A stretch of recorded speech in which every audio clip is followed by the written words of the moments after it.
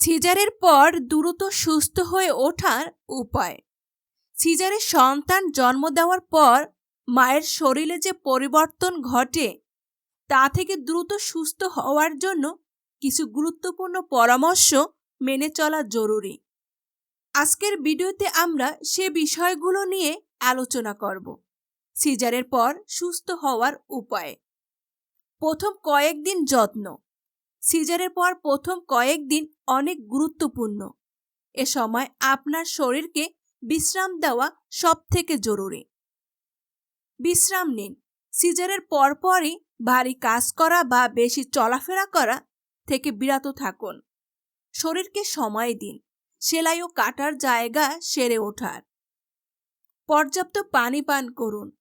দেহে পানি ধরে রাখতে এবং কাটা জায়গা দ্রুত শুকাতে বেশি করে পানি পান করুন।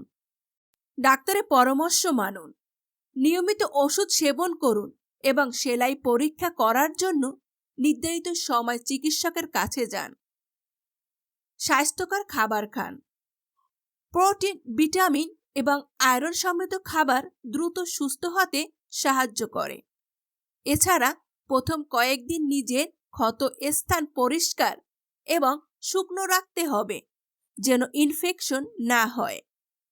শরীর চর্চা ও ধৈর্যের প্রয়োজন। সিজারের পর ধীরে ধীরে আপনার স্বাভাবিক জীবনে ফিরে আসা উচিত, তবে এই প্রতিক্রিয়া ধৈর্য ধরতে হবে।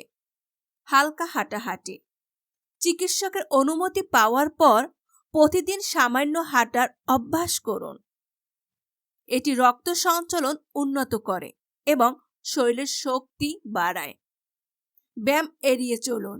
সেলাই সম্পূর্ণ শুকানোর আগে ভারী ব্যায়াম করা থেকে বিরত থাকুন। কোমরের বেল্ট বা সাপোর্ট ব্যবহার। চিকিৎসকের পরামর্শ অনুযায়ী কোমরের বা পেটের সাপোর্ট ব্যবহার করুন। এটি ব্যথা কমায় এবং শরীরকে সঠিক অবস্থানে ফেরাতে সাহায্য করে। পর্যাপ্ত ঘুম। আপনার শরীরের শক্তি পুনরুদ্ধারের জন্য পর্যাপ্ত ঘুম খুবই জরুরি। যদি সন্তান দেখাশোনার জন্য সময় কম পান তাহলে ছোট বিরতিতে ঘুমানোর চেষ্টা করুন। মানসিক স্বাস্থ্যের যত্ন।